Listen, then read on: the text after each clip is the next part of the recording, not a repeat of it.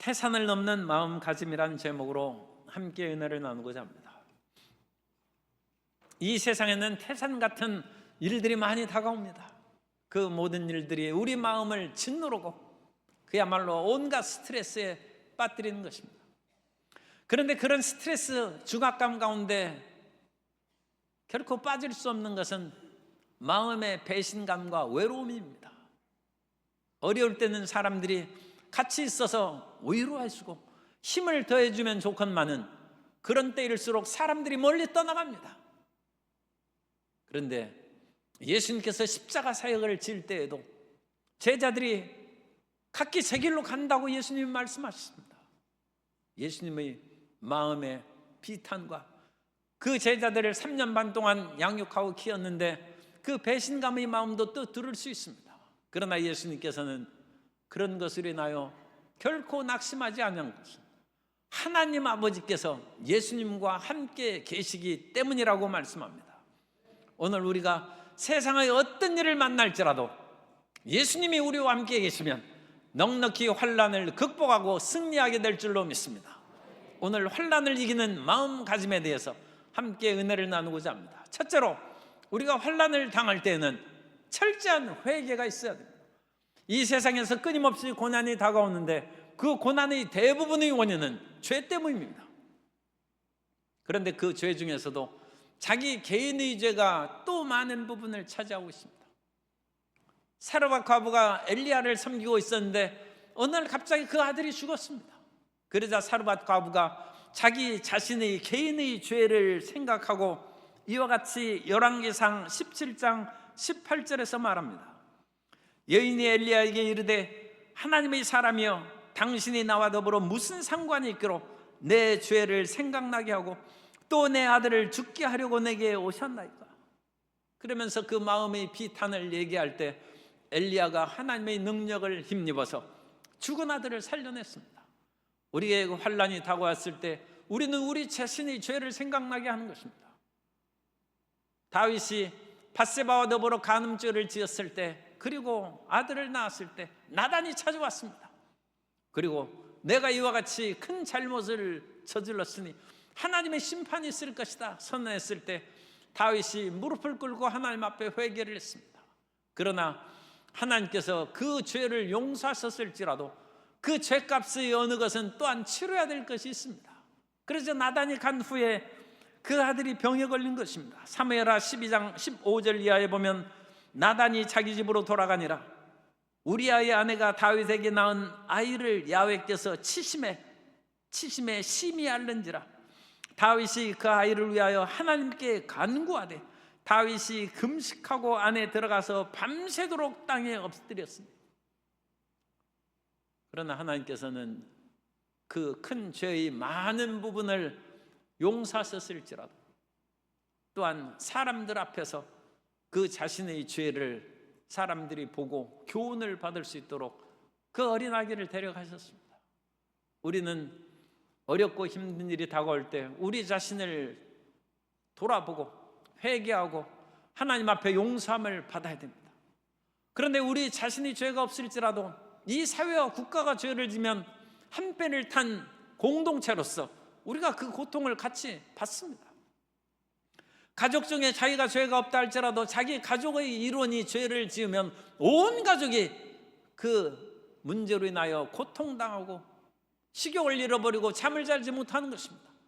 사회에 여러 가지 문제가 생기고 지도자가 잘못하면 그 한 배를 탄 모든 국민이 함께 고통을 받는 것입니다. 사울이 하나님의 백성들과 기브온 사람들과 언약을 맺은 것을 파기하고 기브온 사람을 그 땅에서 쫓아내고 죽이려고 했을 때 기브온 사람들이 겨우 구사일생으로 살았는데 사울이 죄로 말미암아 이스라엘 전역에 가뭄이 들었어요. 사울은 이미 죄를 짓고 떠나가고 다윗이 왕이 되었는데도 불구하고 하나님의 심판이 좀 늦게 오기도 하는 것입니다. 그때 기브온 사람들이 다윗 왕을 찾아가서 사무엘하 21장 5절 이하에서 말씀합니다. 그들이 왕께 이르되 우리를 학살하였고 또 우리를 멸하여 이스라엘 영토 내에 머물지 못하게 하려고 모해한 사람 사울이죠. 사람의 자손 7을 우리에게 내주소서. 야훼께서 택하신 사울의 고을 기브아에서 우리가 그들을 야훼 앞에서 목매어 달겠나이다 하니 다윗 왕이 이르되 내가 내주리라 하니라. 사울의 죄로 말미암아 그 자손 7명이 죽고 말았습니다. 집안의 어른이 또는 나라의 지도자가 잘못하면 온 땅에 가뭄이 들기도 하고, 사울의 직계 자손들을 7은 갑자기 죽임을 당하게 된 것입니다. 그럴 때 우리는 어떻게 하면 좋겠습니까? 내가 지은 죄도 아닌데. 그러나 깨달은 사람이 먼저 하나님 앞에 엎드려 기도해야 됩니다. 내가 직접 죄를 지은 것은 당연히 회개할 뿐만 아니라 내가 직접 죄를 짓지 않은 문제도 있어도 이건 분명히 죄다, 이 가정의 죄고 사회의 죄고 나라의 죄다, 그것을 깨달으면 깨달은 사람이 먼저 하나님 앞에 엎드려 부르짖어 기도하면 하나님께서 그 나라와 사회, 우리의 가정, 교회의 모든 허물과 죄를 용서하시고 하나님의 평화와 사랑을 베풀어 주시는 것입니다.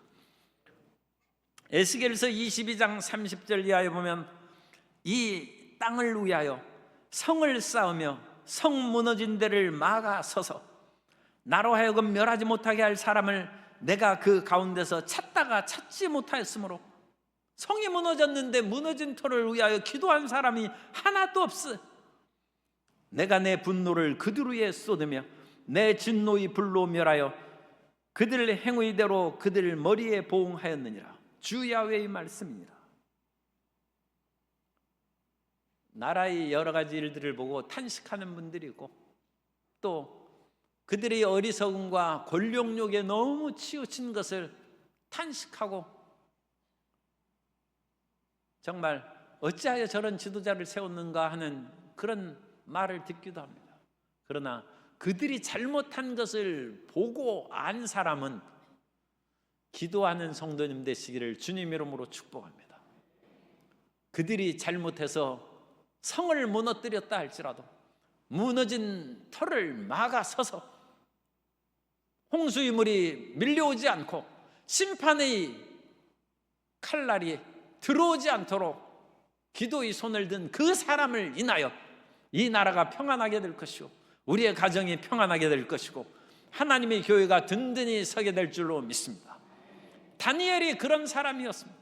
다니엘은 물론 자기 자신은 개인적인 죄를 충분히 회개했을 것입니다. 그럼에도 불구하고 자기 자신의 죄와 백성들의 죄를 위하여 회개한다고 다니엘서 9장 20절 이하에서 말씀합니다.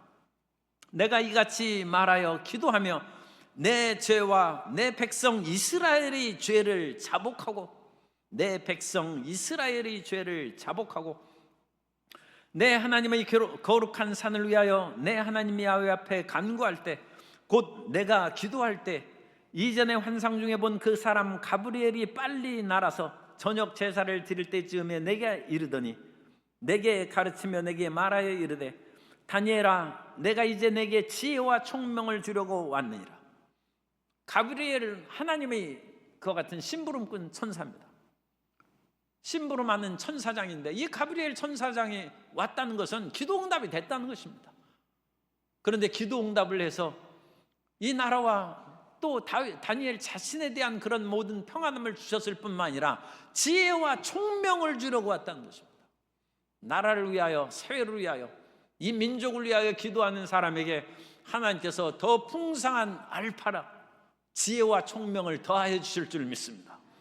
우리가 하나님의 나라와 의를 먼저 구하면 우리가 구하는 의식주의 모든 것을 너에게 더해 주신다고 예수님께서 약속하셨습니다. 그러므로 우리가 우리의 무엇을 먹을까 마실까 입을 위하여 거할 곳을 위하여 기도하는 건 당연하죠. 그런데 그것만 기도하면 그것만 받습니다. 그러나 나라와 민족을 위하여 기도하고 교회를 위하여 기도하면, 먼저 그 나라와 의를 위하여 기도하면 그 모든 것을 들으사 나라와 민족과 교회도 은혜를 주실 뿐만 아니라 우리에게 필요한 먹을 것, 입을 것, 거할 것을 채워 주실 줄 믿습니다. 그야말로 이중으로 복을 받는 것입니다. 거기에다가 또 하늘나라에 가면 나라와 민족을 위하여 충성한 대가로 아마 그 하나님 나라를 확장하고 교회를 위하여 기도하였은즉 면류관이 예비되어 있을 줄 믿습니다. 축복의 3개나 받는 거예요. 우리는 이 땅에 어려움이 다가올 때 그것을 갖고 탄식하고 좌절하지 말고 회개하고 나 자신의 죄를 회개하고 우리의 이웃을 위하여 나라를 위하여 회개하고 또 하나님의 크신 축복으로 이 나라와 모든 백성들을 고쳐주시기를 선량한 한국 국민이 되도록 기도하고, 그러니까 못된 한국 국민들을 보는 경우가 있는데 저런 사람이 어찌 이 땅에 사나 그것만 탄식하지 말고 하나님 이 땅의 한국인이 선진 한국인이 되도록 그들의 심령에 그리스도의 산상수훈의 말씀이 새겨지고 온 세계 사람들이 귀감으로 삼을 수 있는 한국인의 정신 자세를 갖도록 복내려 주옵소서. 그렇게 우리가 새롭게 회개하고 기도할 때 하나님께서 이 민족을 복을 주시고 세계의 아름다운 복음화와 세계 사람들의 마음에 선량함을 가질 수 있는 표본적인 대표적인 국민으로 이 나라에 복을 내려 주실 줄 믿습니다. 두 번째로 우리는 환난을 당할 때 기도와 겸비한 마음을 가져야 돼요. 어떤 일을 당하든지 어렵고 비바람이 내려치면 우리는 그때 엎드려 기도해야 되는 것입니다. 그 어려움이 다가올 때는 기도할 때입니다. 따라서 하세요. 어려움이 다가올 때는 기도할 때입니다. 야고보서 5장 13절에 너희 중에 고난 당하는 자가 있느냐 그는 기도할 것이요 즐거워하는 자가 있느냐 그는 찬송할지니라. 그런데 우리가 어린 신앙을 가졌을 때는 문제가 다가왔을 때 기도를 안 합니다. 오히려 기도할 힘을 잃어버리고 낙심해서 들어 누워 있어요. 저도 젊었을 때는 그런 때가 있습니다. 그냥 들어 누워 있어요. 기도도 안 하고. 그러면 문제가 지나갑니다. 그렇다고 그 문제가 깨끗이 해결된 것이 아니라 우리는 영적인 시험에서 낙제하는 것입니다. 하나님께서 그 고난을 통하여 우리를 죽이시지 않습니다. 그러나 그 고난을 기도로 극복한 사람은 업그레이드가 되는 것이고 진학할 수 있는 믿음의 성장과 진보가 있는 것이고 자꾸자꾸 성장해서 장성한 어른의 신앙을 갖게 되는데, 그런데 기도하지 않냐고 들어 누워 있으면 하나님께 들어 누워 있으니까 미움이라도 먹이고 이렇게 세우시는 것입니다. 그러나 그 사람은 재수해야 되고 삼수해야 되고 계속 유급이에요. 유급. 계속 어린아이 신앙인 것입니다. 이스라엘 백성들이 애굽에서 나왔을 때 그들에게도 많은 광야에서 살아가면서 문제가 생겼어요. 그런데 그 문제 앞에서 이스라엘은 이기고 기도함으로 성숙된 신앙생활을 하기를 주님께서 원하셨는데 이스라엘이 번번이 실패했어요. 왜? 그들은 문제 앞에서 기도하지 아니하고 원망하고 불평했다는 것입니다. 민수기 21장 4절 이하에 보면 백성이 호르산에서 출발하여 홍해길을 따라 에돔 땅을 우회하려 하였다가 길로 말미암아 백성의 마음이 상하니라. 백성이 하나님과 모세를 향하여 원망하되 어찌하여 우리를 애굽에서 인도하여 내어 이 광야에서 죽게 하는가? 이곳에는 먹을 것도 없고 물도 없도다. 우리 마음이 이 하찮은 음식을 싫어하노라 하며 야훼께서 불뱀들을 백성 중에 보내어 백성을 물게 하심으로 이스라엘 백성 중에 죽은 자가 많은지라. 하나님께서 웬만큼 참으셨어요. 막 불평할 때 하나님께서 모세도 화를 냈는데 그러지 말고 반석을 쳐서 물이 나오게 하고 고기 먹고 싶다고 막 하니까 메추라기도 보내주고 하나님의 화를 냈어요. 그것을 통하여 하나님을 신뢰하도록 인도하시는 것입니다. 그런데 그와 같이 몇 번 경험했으면 이제는 어려움이 다가오면 기도해야죠. 그런데 계속 불평하니까 이번에는 하나님이 그들을 교육시키되 불뱀을 모여서 막 물게 하고 그것으로 교훈시키는 거예요. 계속 말을 안 들으면 채찍을 내리치시는 거예요. 하나님께서는 우리의 믿음이 성장하기를 원하십니다. 이스라엘 백성들이 그로 말미암아 이제 하나님을 두려워하는 것입니다. 함부로 원망했다가는 불뱀이 와서 우리를 물겠구나. 철이 들어야죠. 성장해야죠. 어린아이 때는 무조건 다 받아주다가 나이가 들면서도 계속 어린아이 일을 행하면 그에게 적절한 징계를 함으로써 깨닫게 해주시고 이제 자라나면서 책임지는 사람으로 아이가 성장해야죠. 나이가 20이 되고 30이 되어도 여전히 부모님의 그런 슬하에서 무책임하게 생활하고 부모님에게 계속 얻어먹고 살면 되겠습니까? 책임감 있는 인생으로 살아야 결혼도 하고 자기도 자식을 낳고 이 나라와 민족의 후대를 짊어질 그런 인재가 될 거 아닙니까? 하나님은 이스라엘 백성이 그런 믿음의 백성이 되어서 온 땅에 그리스도 예수의 복음이 증거할 때 책임감 있는 백성으로 세우기를 하나님께서 원래 원하셨던 것입니다. 그런데 이스라엘이 상당히 실패했죠.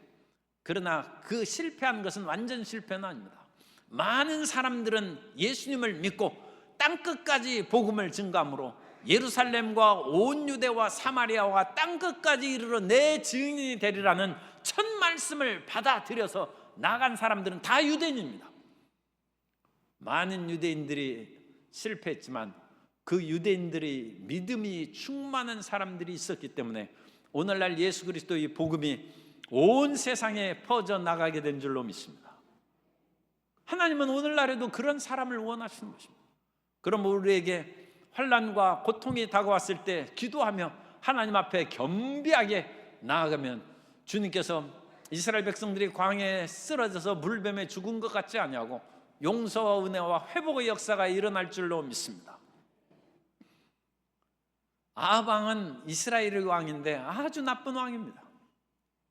그 아합 왕은 우상을 숭배하고 그야말로 하나님의 뜻을 쫓아 살아가지 않았어요. 그때 엘리야가 찾아와서 아합 집안에 심판을 선언했습니다.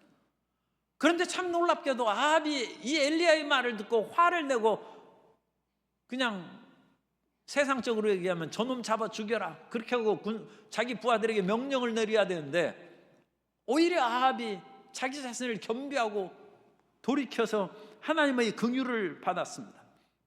열왕기상 21장 27절 이하의 말씀을 보면 열왕기상 21장 27절 이하에 아합이 이 모든 말씀을 들을 때 그의 옷을 찢고 굵은 배로 몸을 동이고 금식하고 굵은 배에 누우며 또 풀이 죽어 다니더라.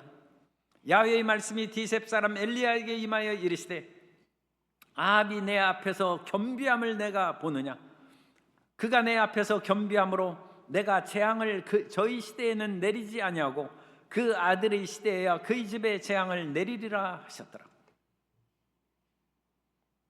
힘들고 어려운 일이 있을 때 목을 뻣뻣이 들고 목이 곧은 이스라엘 백성이라는 말이 있는 것처럼 교만하지 말고 겸비하게 무릎을 꿇고 하나님 앞에 나아가면 하나님께서 내리실 재앙도 내리시지 아니하고 하나님의 은혜와 회복의 역사를 베풀어 주실 줄 믿습니다.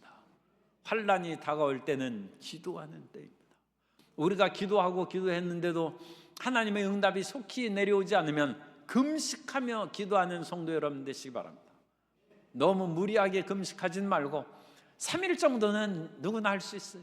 그 정도는 할 수 있습니다. 물론 연세가 많으신 분들은 3일도 이제 좀 어려우니까 그런 분들은 하루에 아침 한 끼라든지 그런 식으로 절식하는 기도도 좋습니다.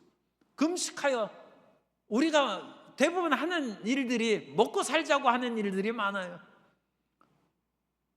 우리가 먹는 것이 그만큼 중요한 것입니다. 그런데 이 먹는 것을 끊어가면서 기도한다는 것은 우리 마음의 간절함을 하나님께 다 드러내놓는 것입니다. 금식은 우리의 절규입니다. 우리의 목소리로만 부르짖어 기도하는 것이 아니라 금식하면 힘은 없어서 목소리는 나올지 않을지라도 우리의 온 마음을 다하여 하나님 앞에 절규하는 것입니다. 그 절규를 하나님께서 들어주실 줄 믿습니다. 그 같은 올바른 금식 기도를 행하는 사람에게 이사야 58장 8절 이하에서 말씀합니다. 그리하면 구제와 선을 행하면서 바른 금식을 행하면 내 빛이 새벽같이 비칠 것이며 내 치유가 급속할 것이며 내 공의가 내 앞에서 행하고 야훼의 영광이 내 위에 뒤에 호위하리니 내가 부를 때 나 야훼가 응답하겠고 내가 부르짖을 때에는 내가 여기 있다 하리라. 하나님이 속히 응답하신다는 거예요. 그러므로 우리는 금식하고 부르짖어 주님 앞에 나아가면 문제가 해결되고, 뿐만 아니라 이 나라와 백성을 위한 문제도 해결될 줄 믿습니다. 요나가 니느웨에 하나님의 심판을 선언했을 때 온 백성들이, 니느웨의 백성들이 왕으로부터 문무백관 신하 백성에 이르기까지 금식하면서 회개했을 때 하나님께서 니느웨에 대한 심판을 거두셨습니다. 하만이 유다 민족을 다 죽이려고 계획을 세워서 왕의 사인을 받아냈어요. 그때 에스더가 금식하고 기도하며 내가 죽으면 죽으리다 하고 왕 앞에 나아간즉 하나님께서 유다 민족을 살리시고 유다 민족을 죽으려는 원수를 다 없애버릴 수 있는 기회를 주셨습니다. 오늘날에는 이와 같이 민족적으로 금식하고 기도하는 일도 없어져서 우리가 또 그런 때를 만나서 기도해야 됩니다. 그런 소식이 들리면 제가 우리 교회 성도님들도 이 나라와 민족을 위하여 금식하고 기도해야 됩니다 할 때 성도 여러분이 참여하셔서 나라를 구한 하나님의 백성들이 되시기를 주님 이름으로 축복합니다. 이와 같이 환난을 당할 때는 기도하는 것이고 금식하는 것입니다. 세 번째로, 환난 앞에서 우리는 흔들리지 않는 믿음을 가져야 됩니다. 환난이 다가오면 그 환난을 통하여 원수 마귀가 우리에게 찾아와서 자꾸 흔들어댑니다. 내가 예수님 믿어왔는데 지금 이런 일이 생기는 것을 보니까 예수님 믿어야 소용없는 거 아니냐? 그러지 말고 이왕 죽을 인생 세상에 나가서 마음대로 즐겁게 살아라. 원수 마귀가 자꾸 와서 우리를 속삭이고 세상으로 부추겨서 타락시키려고 합니다.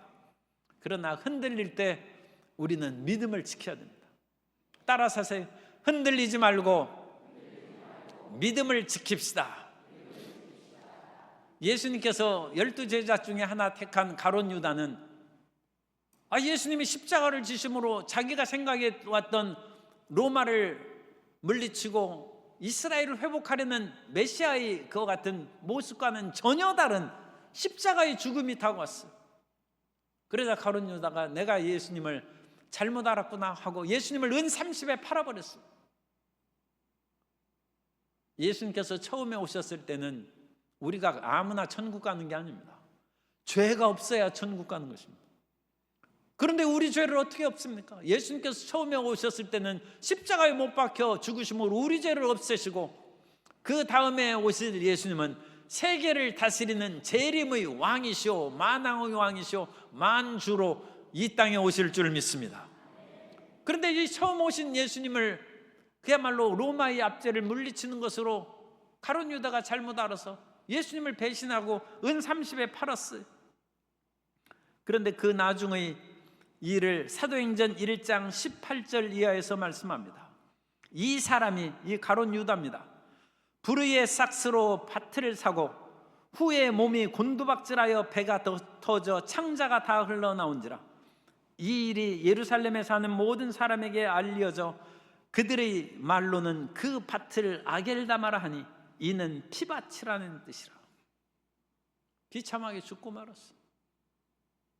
우리는 환난 때 믿음을 배신하는 일이 있어서는 안 됩니다.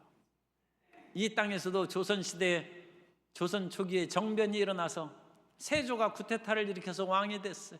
그때 사육신은 믿음을 지켰어요. 물론 세조가 잘한 일도 많이 있습니다. 그러나 그 큰 오점은 올바른 방법으로 왕이 되지 않았다는 것입니다. 그래서 사육신들은 그런 방법으로 세워진 사람은 우리는 끝까지 섬길 수 없다 해서 절개를 지키고 죽었어요. 신숙주는 훌륭한 분입니다. 상하수를 굉장히 재주가 있는 분으로 알려있고 변절한 이후에 세조 밑에서도 참 중요한 국가 일에 많은 업적을 내었습니다.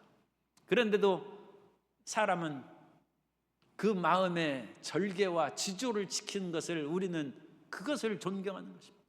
그래서 신숙주를 미워해가지고 숙주나물 먹지 말라는 것입니다. 숙주나물 우리가 그냥 먹을 때는 괜찮아요.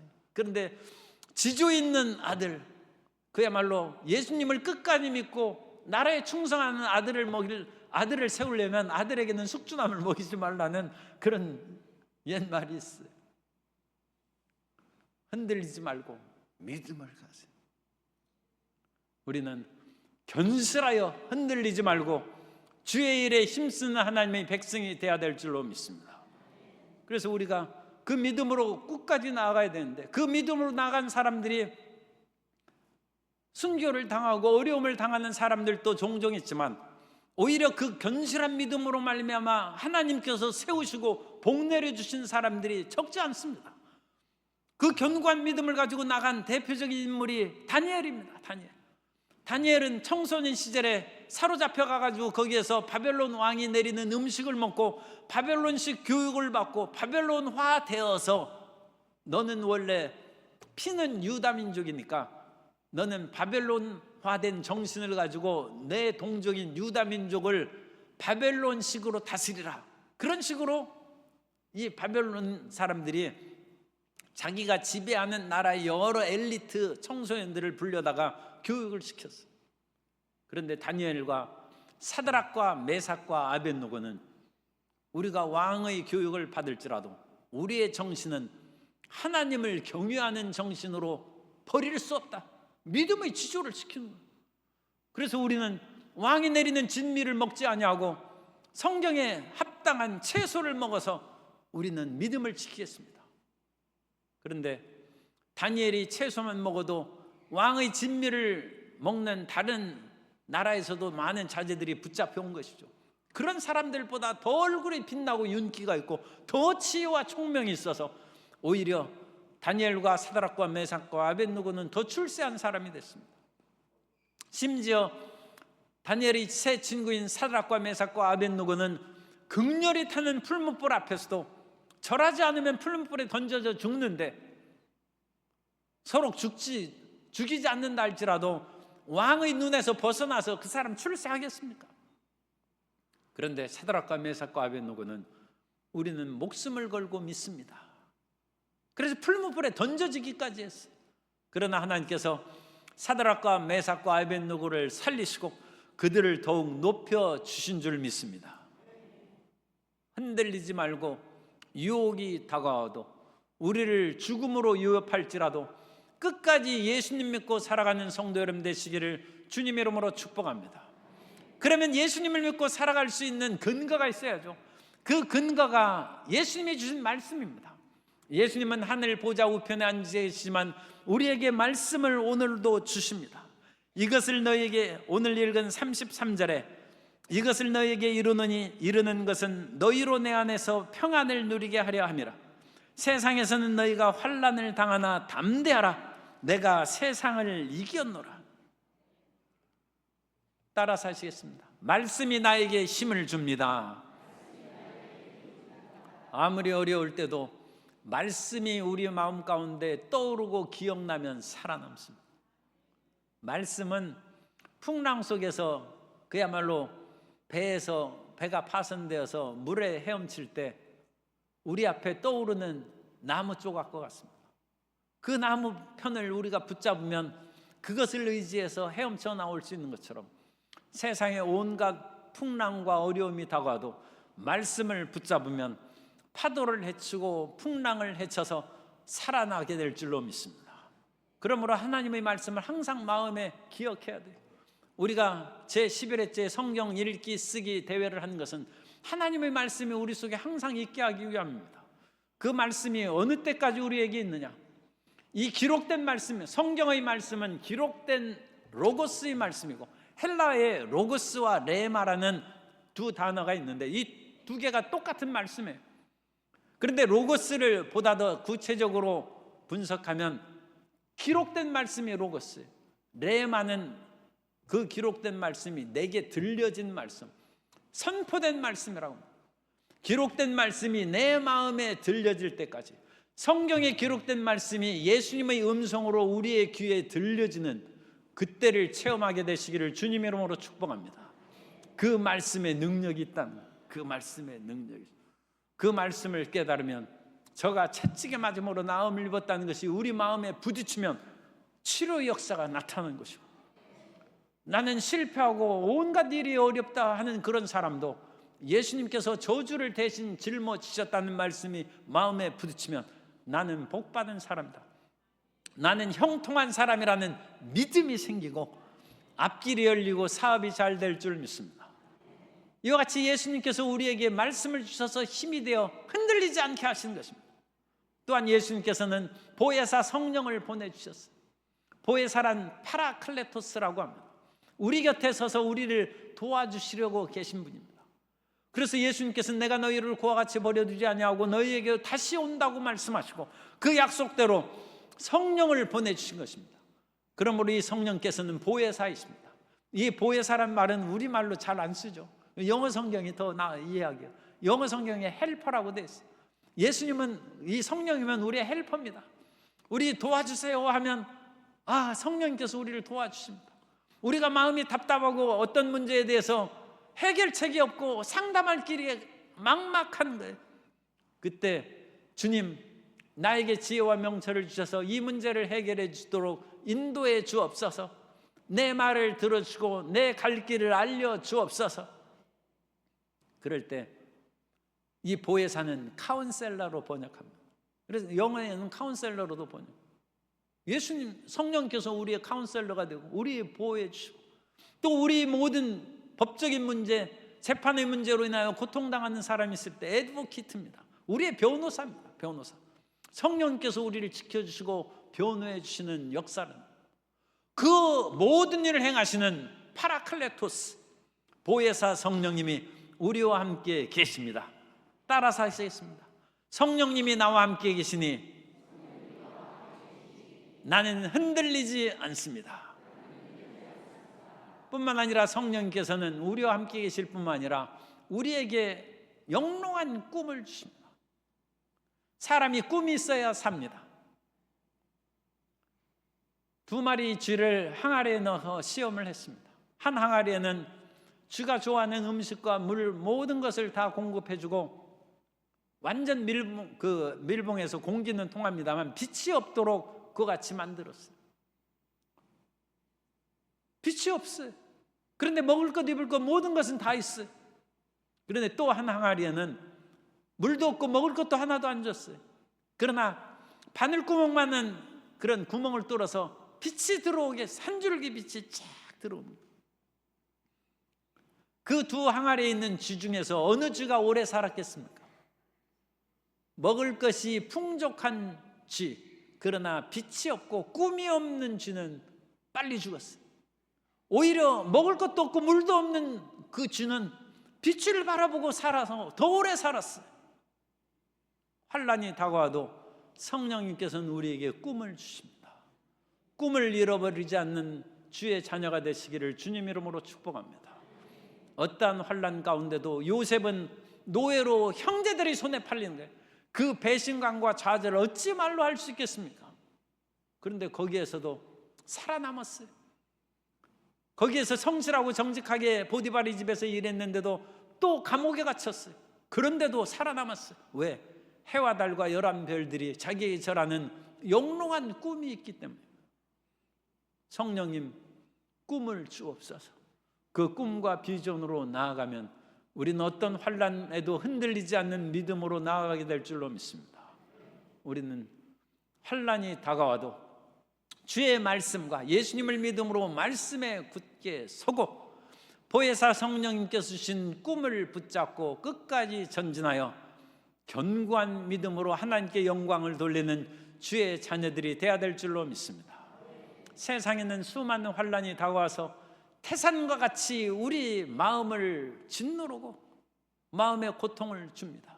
그때 우리는 하나님 앞에 우리 자신을 회개하고 또 우리 자신이 죄로 말미암은 것이 아니면 나라를 위하여 민족을 위하여 우리가 회개하고 또 환난이 다가오면 엎드려 겸비하게 기도해야 됩니다.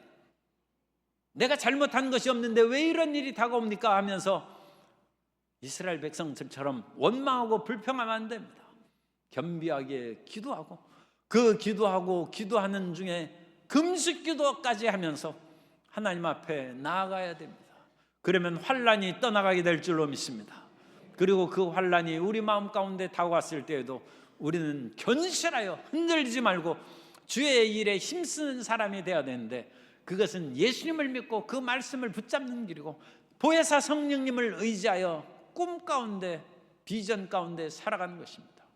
오늘 꿈을 잃어버리지 않는 우리 모든 성도님이 되어서 하나님께 영광 돌리는 아름다운 간증이 충만하게 되시기를 예수님의 이름으로 축원합니다.